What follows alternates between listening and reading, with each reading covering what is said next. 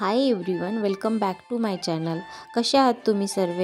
I hope so तुम्ही सर्व ठीक असाल म्हणून. हा व्हिडिओ आहे संक्रांतीचा. आय नो मला खूप लेट झाला आहे हा व्हिडिओ अपलोड करायला, कारण मला एडिट करायला टाईमच भेटत नव्हता.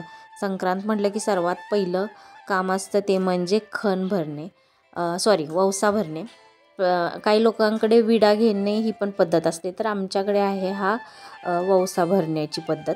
त्या वौशामध्ये आम्ही गहू, बोरे, ऊस, बिबी, तीळ, गूळ, पावट्याच्या शेंगा, वाटाण्याच्या शेंगा, गाजर, हरभरा, शेंगदाणे अशा वस्तू भरल्या जातात. म्हणजे ते 11 झाल्या पाहिजे टोटल, नाही तर 9 झाल्या पाहिजेत. तर आमच्याकडे 11 आम्ही भरल्या होत्या त्या वौशामध्ये. तर ह्या मटक्यांना आम्ही खण म्हणतो. तर तो 5 मटक्यांचा खण असतो. त्याचबरोबर एक छोटीशी प्लेट असते आणि एक छोटंसं हे असतं, मटकंसुद्धा असतं. ते बघा तुम्हाला दिसत असेल. आणि ते 5 बायकांनी हळदी कुंकू लावायचं असतं. पण आमच्याकडे 4च अवेलेबल होता. मी, काकी, मोरे काकी आणि स्वातीताई तेवढ्यांनीच भरून घेतलं. मग त्यांच्या घरातला पण आम्ही चौघींनीच भरला होता, स्वातीताईच्या घरातला आणि काकींच्या घरातला पण. आम्ही चौघीच होतो अवेलेबल, तर चौघींनी भरला. आणि त्याच्यानंतर मकर संक्रांत म्हटलं की गोड पदार्थ बनवला जातो, तो म्हणजे पुरणपोळ्यांचा स्वयंपाक. तर स्वयंपाकामध्ये तर मी काय बनवलं नव्हतं, फक्त माझ्याकडे काम असतं हे गोळे बनवून द्यायचे. बाकी सर्व स्वयंपाक आमच्या आईच बनवतात.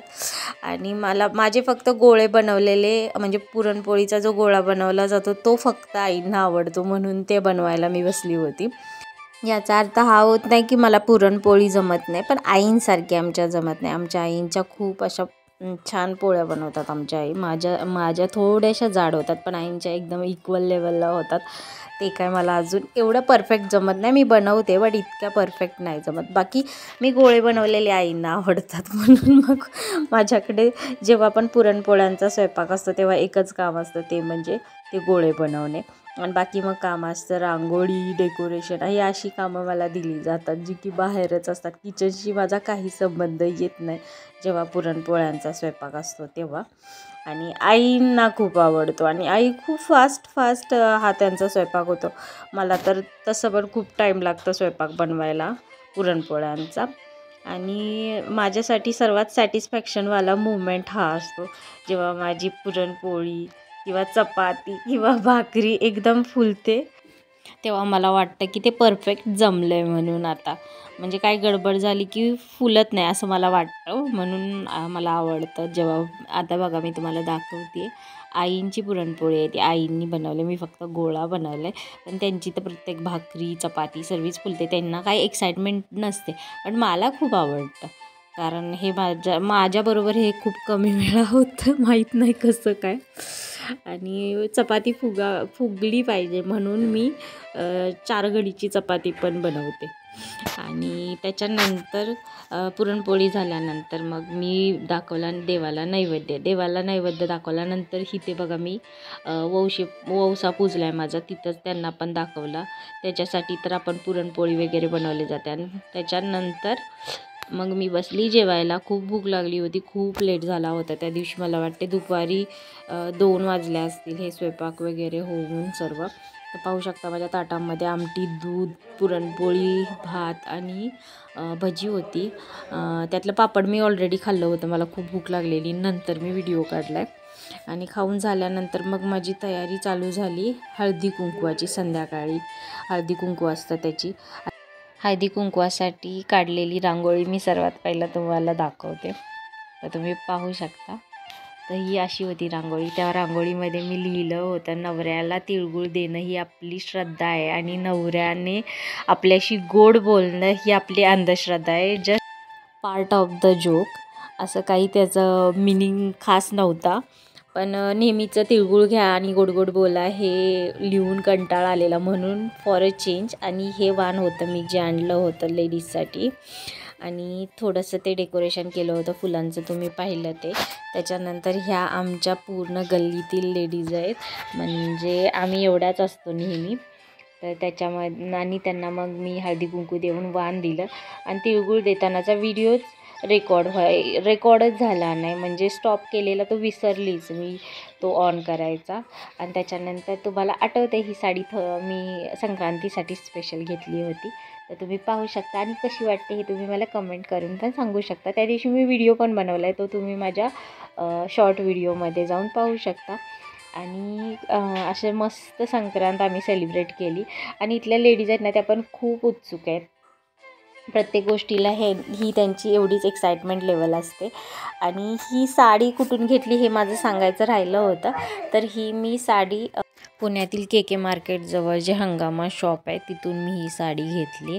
तर ह्या साडीची प्राईस पण सांगायची बाकी होती. तर ही साडी फक्त 780 रुपयाची. आणि तुम्हाला कशी वाटली हे तुम्ही कमेंट करून सांगा. त्याचबरोबर माझ्या घरचं हळदी कुंकू झाल्यानंतर मी गेली होती काकींकडे. तर काकींच्या तिथल्या पण थोड्याशा क्लिप रेकॉर्ड केली. त्याच्यानंतर काकींनी वाणासाठी आणले होते हे डबे. आणि तिळाचे लाडू पण काकींनी घरीच बनवले होते, आम्ही तर विकत आणले होते. आणि काकींनी सर्वांना हळदी कुंकू दिल्यानंतर मग दिलं सर्वांना वाण. आणि मग त्याच्यामध्ये ह्या आहेत आमच्या माय. ह्यांना ना आम्ही बऱ्याच वेळा असं होतं की त्यांना हळदी कुंकूच द्यायचं विसरतो. माहीत नाही कसं काय होती ही मिस्टेक, पण प्रत्येक वर्षी कोणा ना कोणाकडून ही मिस्टेक होते. ह्या वर्षी माझा नंबर होता कदाचित. तिथंच बसल्यात तरी पण मी त्यांना हळदी कुंकू द्यायला विसरली. माहीत नाही कसं काय होतं. आणि त्याच्यानंतर काकींनी दीदी आमच्या रेकॉर्ड करत होत्या. ऑफकोर्स सांगितलं पाहिजे कोण रेकॉर्ड करते म्हणून, मी तर तिथंच बसली आहे. तर आमच्या दीदींकडं काम होतं रेकॉर्डिंगचं ॲज युजल नेहमीप्रमाणे. त्याच्यानंतर काकींनी वाण दिलं आणि काकींनी हा डब्बा दिला वाणामध्ये. तर सर्व विचार करूनच वाण देतात, कारण त्यांचं म्हणणं असतं की ती वस्तू यूजमध्ये आली पाहिजे, ती घेऊन फक्त पडली नाही पाहिजे कुठंतरी कोपऱ्यात. तर काकींनी आमचे हे डबे दिले होते का खूप छान होते डबे. आणि सर्वांनीच दिलेलं वाण खूप छान होतं, मला तर खूप आवडलं. आणि एंडला मी तुम्हाला दाखवेन पण की माझ्याकडे जे वाण जमा झालं होतं तर ते काय काय होतं, पण तो व्हिडिओ मी नेक्स्ट डे केला होता. सेम डेला मला काय पॉसिबल झालं नव्हतं. ती पर्स घेऊन आली, छोटीशी दिसते तुम्हाला बटवा टाईप. ती काकींनी 2 वर्षापूर्वी दिली होती आम्हाला. आणि ती फक्त माझ्याकडून ही संक्रांतीलाच बाहेर निघते. तर त्याच्यात काकींनी दिलेला डब्बा बसत नव्हता. तर मी त्यांना सांगितलं की पुढच्या वर्षी मोठ्या तोंडांचा बटवा द्या, म्हणजे कसं होईल मोठे पण डबे बसतील त्यात म्हणून. आणि त्याच्यानंतर घरातला हळदी कुंकू झालं की आम्ही स्वामींच्या मठात सुद्धा गेलो होतो. स्वामींना पण तिळगुळ द्यायचा योग आला होता त्या दिवशी. दुसऱ्या दिवशी मी हा व्हिडिओ रेकॉर्ड केला आहे. तर त्याच्यामध्ये मी तुम्हाला दाखवते की मला वाणला कोणत्या कोणत्या वस्तू आल्या होत्या. तर तुम्ही पाहू शकता, बकेट, छोटं बकेट, बरणी, तेलाची बॉटल, स्टीलचं बाऊल, नंतर हे अगरबत्ती लावायचं, ती छोटीशी पळी आणि ती छोटीशी खिसणी, अशा सगळ्या वस्तू यूजफुल होत्या. नंतर तीळचं पॅकेट होतं आणि अगरबत्तीचं पण पॅकेट होतं. तर सगळ्या आपल्याला नेहमी रोजच्या यूजमध्ये लागणाऱ्याच गोष्टी होत्या आणि त्याचा वापर पण होतो. त्यामुळं प्रत्येकानं जी वस्तू दिलेली असते ती वापरताना आपण त्यांची आठवण पण काढतो. तर असं होतं माझी संक्रांत. आणि कसा वाटला तुम्हाला माझा व्हिडिओ हे तुम्ही कमेंट करून सांगा. आणि तुम्हाला जर माझे व्हिडिओ आवडत असतील तर लाईक, शेअर आणि सबस्क्राईब करायला